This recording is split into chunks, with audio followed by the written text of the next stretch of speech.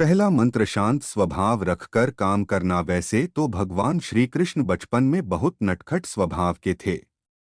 विपरीत परिस्थितियां आने पर उनका स्वभाव हमेशा शांत रहता था।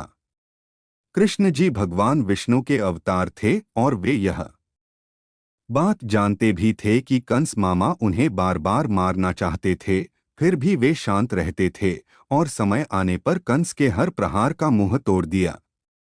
इससे सीख मिलती है कि कठिन समय में भी अपने शांत स्वभाव का त्याग नहीं करना चाहिए।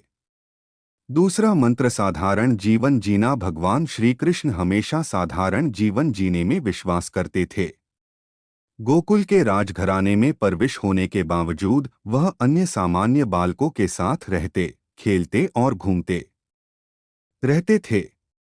उन्हें कभी भी अपने राजघराने का घमंड नहीं था।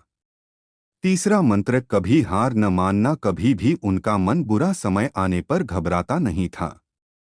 वह विपरीत परिस्थितियों का डटकर मुकाबला करते थे। उनका मनाना था बुरे समय में विवेक पूर्वक काम करना चाहिए। भगवान श्री कृष्ण ने कभी भी हार न मनाने का संदेश दिया था। अंत का प्रयास करते रहना चाहिए, भले ही परिणाम हमारे पक्ष में क्यों न हो। चौथा मंत्र दोस्ती निभाना। कृष्ण और सुदामा की दोस्ती को कौन नहीं जानता। यह दोस्ती महज दोनों के प्रेम के कारण नहीं, बल्कि एक दूसरे के प्रति आदर के कारण भी प्रसिद्ध है। किंतु आज के जमाने में दोस्ती के असली मायने कोई नहीं जानता। श्री कृष्ण ने हमेशा अपने मित्र सुदामा और अर्जुन का साथ दिया था। पांचवा मंत्र माता पिता का हमेशा आदर करना। श्री कृष्ण को जन्म देवकी ने दिया था, लेकिन उनका पालन पोषण यशोदा और राजा नंद ने गोकुल में किया। यह जानते हुए कि उनके अपने माता पिता उनसे दूर हैं, श्री कृष्ण ने उन्हें दिल से प्रेम किया। उनका आदर और सम्मान करने में कोई कसर न छोड़ी। तुम्हारा मोह ही तुम्हारे दुखों का महान कारण है। सभी जीवों का निर्माता मैं हूँ। किसी जीव को कष्ट देकर तुम मुझे खुश कैसे देख सकते हो। मन सफेद कपड़ा है, इसे जिस रंग में डुबाओगे वही रंग चढ़ जाएगा।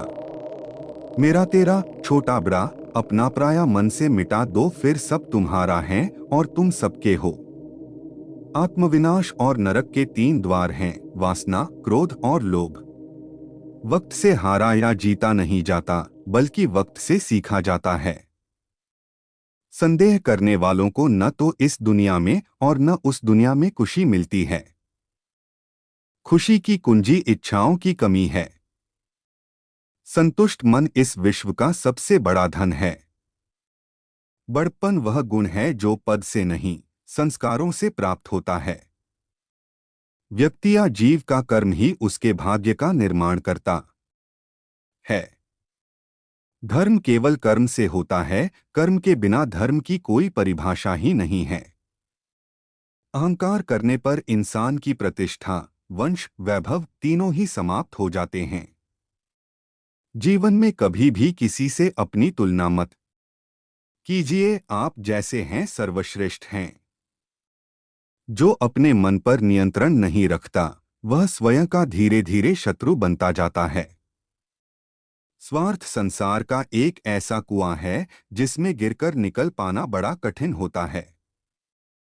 सेहत के लिए योग और किसी की जरूरत पर सहयोग, दोनों से ही जीवन बदलता है। मान अपमान, लाभ हानि, खुश हो जाना या दुखी हो जाना, यह सब मन की शरारत है। उस इंसान का मंजिल से भटक जाना तय है जिसकी संगत में नकारात्मक लोग रहते हैं। प्रेम सदैव माफी मांगना पसंद करता है और अहंकार सदैव माफी सुनना पसंद करता है। सिर्फ दिखावे के लिए अच्छा मत बनो, मैं तुम्हें बाहर से नहीं बल्कि भीतर से जानता हूँ। व्यक्ति जो चाहे बन सकता है यदि विश्वास के साथ इच्छित वस्तु पर लगातार चिंतन करे। जो मन को नियंत्रित नहीं करते उनके लिए वह शत्रु के समान कार्य करता है। अपने अनिवार्य कार्य करो, क्योंकि वास्तव में कार्य करना निष्क्रियता से बेहतर है। सदैव संदेह करने वाले व्यक्ति के लिए प्रसन्नता ना इस लोक में है ना ही कहीं और। फल की अभिलाषा छोड़कर कर्म करने वाला पुरुष ही अपने जीवन को सफल बनाता है। धरती पर जिस प्रकार मौसम में बदलाव आता है, उसी प्रकार जीवन में भी सुखरुख आता जाता रहता है। सफलता जिस ताले में बंद रहती है, वह दो चाबियों से खुलती है। एक कठिन परिश्रम और दूसरा दृढ़ संकल्प। कर्म वह फसल है जिसे इंसान को हर हाल में काटना ही पड़ता है, इसलिए हमेशा अच्छे बीज बोए ताकि फसल अच्छी हो। किसी के साथ दुख बांट पाना भी एक तरह का सुख है। किससे कब और कितना बोलना है, अगर तुमने यह समझ लिया तो तुम अपनी जिंदगी के सार्थक बन चुके हो। सेहत के लिए योग और किसी की जरूरत पर सहयोग, दोनों से ही जीवन बदलता है। मनुष्य का जीवन केवल उसके कर्मों पर चलता है। जैसा कर्म होता है वैसा उसका जीवन होता है। जैसे एक दर्पण बिना निर्णय के सत्य को प्रतिबिंबित करता है, वैसे ही दुनिया को वैसे देखें और अपने कार्यों को अपने आंतरिक ज्ञान का प्रतिबिंब बनने दें। विनम्रता की खुशबू विपरीत परिस्थितियों में भी दूर दूर तक फैलती है। किससे कब और कितना बोलना है, अगर तुमने यह समझ लिया तो तुम अपनी जिंदगी के सार्थक बन चुके हो। सहना चाहिए, मौके पर कहना भी चाहिए और शांति के साथ रहना भी चाहिए। जैसे तेल समाप्त हो जाने पर दीपक बुझ जाता है, उसी प्रकार कर्म के क्षीण हो जाने पर भाग्य भी नष्ट हो